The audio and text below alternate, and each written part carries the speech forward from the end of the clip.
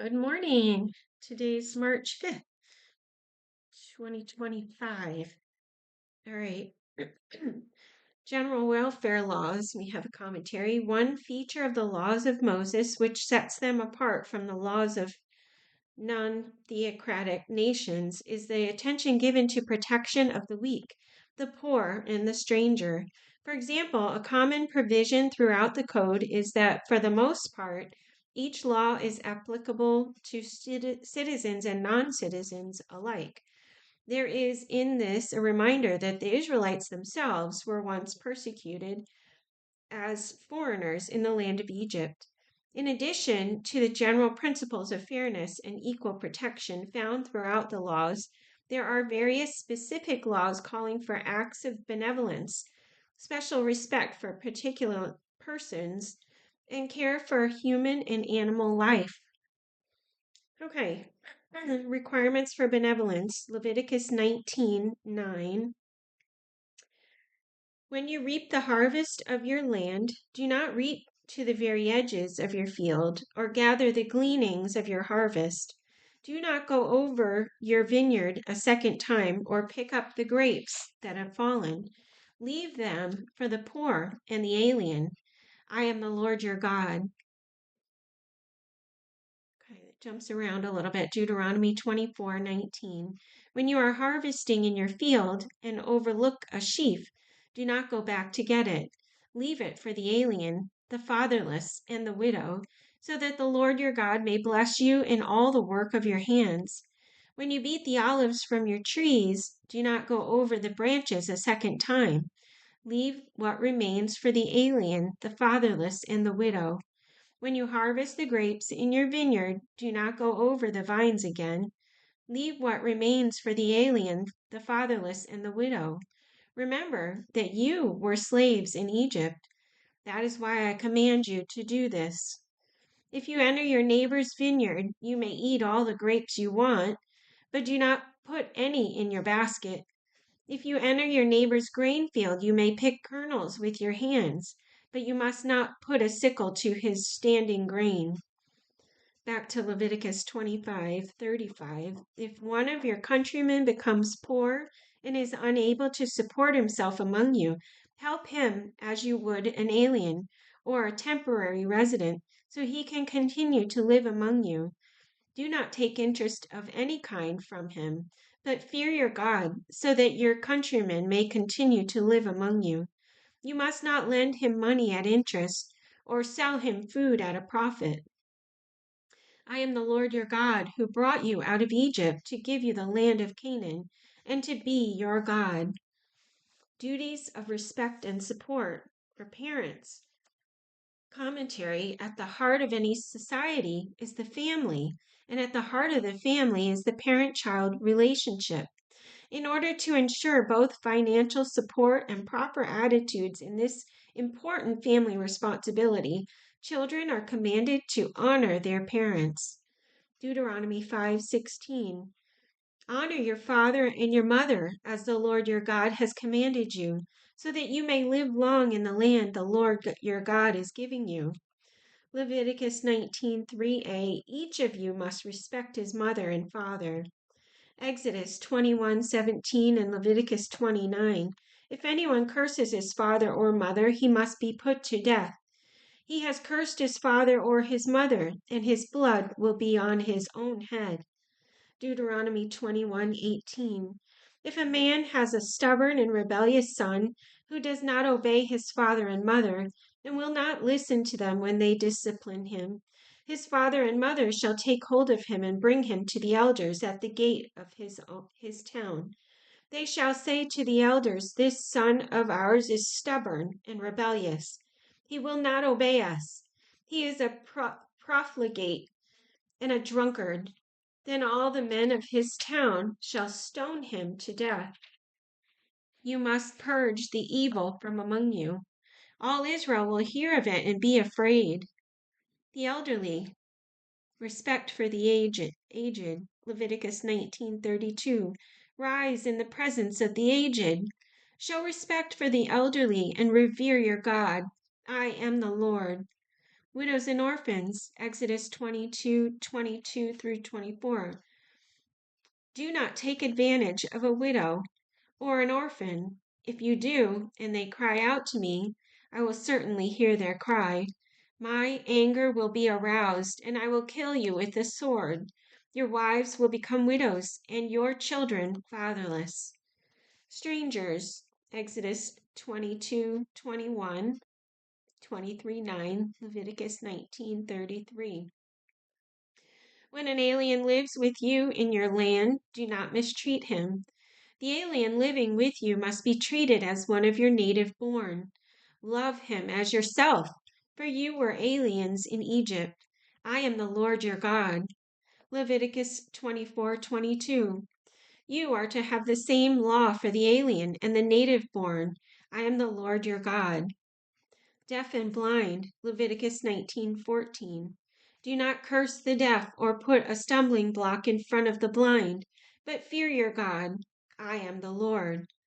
Neighbors, Leviticus 19:16. Do not go about spreading slander among your people. Do not do anything that endangers your neighbor's life. I am the Lord. Leviticus 19:17 and 18. Do not hate your brother in your heart.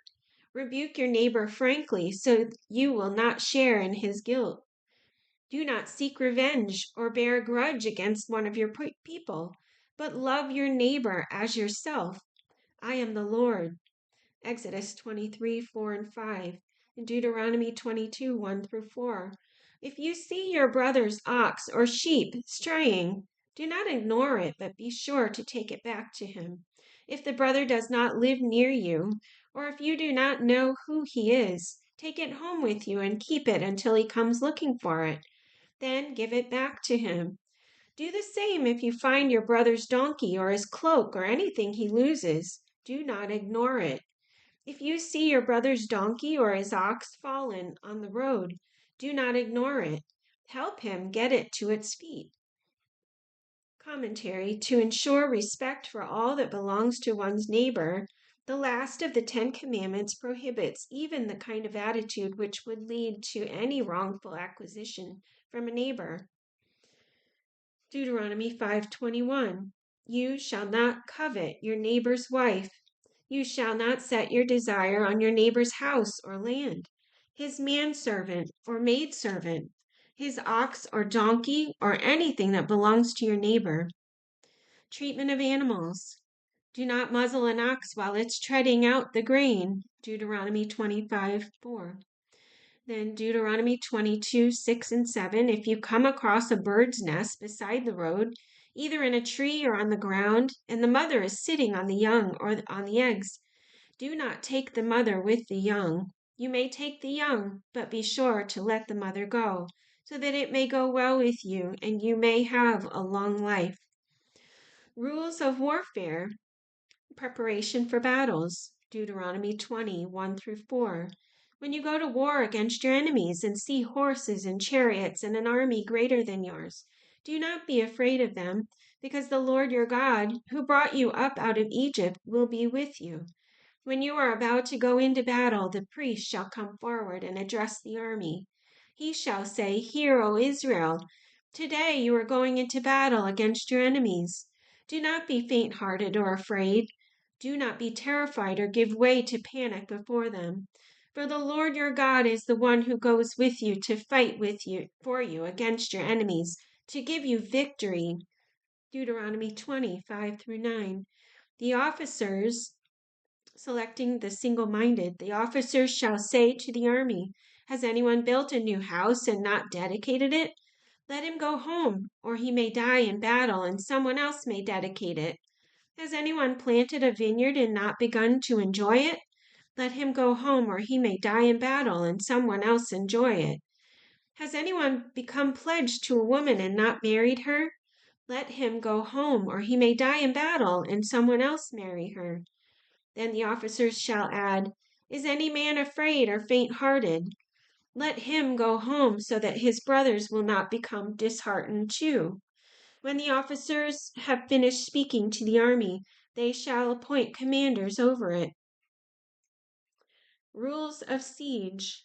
Deuteronomy 20:10 through 15. When you march up to attack a city, make its people an offer of peace. If they accept and open their gates, all the people in it shall be subject to forced labor and shall work for you. If they refuse to make peace and they engage you in battle, lay siege to that city. When the Lord your God delivers it into your hand, put to the sword all the men in it. As for the women, the children, the livestock, and everything else in the city, you may take these as plunder for yourselves. And you may use the plunder the Lord your God gives you from your enemies. This is how you are to treat all the cities that are at a distance from you and do not belong to the nations nearby. Canaanite cities, however, in the cities of the nations the Lord your God is giving you as an inheritance, do not leave alive anything that breathes. Completely destroy them. The Hittites, Amorites, Canaanites, Perizzites, Hivites, and Jebusites, as the Lord your God has commanded you. Otherwise, they will teach you to follow all the detestable things they do in worshiping their gods, and you will sin against the Lord your God. Deuteronomy 20:19 and 20. When you lay siege to a city for a long time, fighting against it to capture it, do not destroy its trees by putting an axe to them, because you can eat their fruit. Do not cut them down. Are the trees of the field people that you should besiege them? However, you may cut down trees that you know are not fruit trees and use them to build siege works until the city at war with you falls. Camp regulations, Deuteronomy 23:9. Purity in camp. When you are encamped against your enemies, keep away from everything impure. Nocturnal uncleanness. If one of your men is unclean because of a nocturnal emission, he is to go outside the camp and stay there. But as evening approaches, he is to wash himself, and at sunset he may return to the camp. Sanitary regulations. Designate a place outside the camp where you can go to relieve yourself. As part of your equipment, have something to dig with, and when you relieve yourself, dig a hole and cover up your excrement. For the Lord your God moves about in your camp to protect you and to deliver your enemies to you. Your camp must be holy, so that he will not see among you anything indecent and turn away from you. Soldiers in marriage. Deuteronomy 24:5, exemption from service, and Deuteronomy 21:10 through 14, marrying captives. And that's it for today. All right, that's it, and we'll see you tomorrow. Have a great day.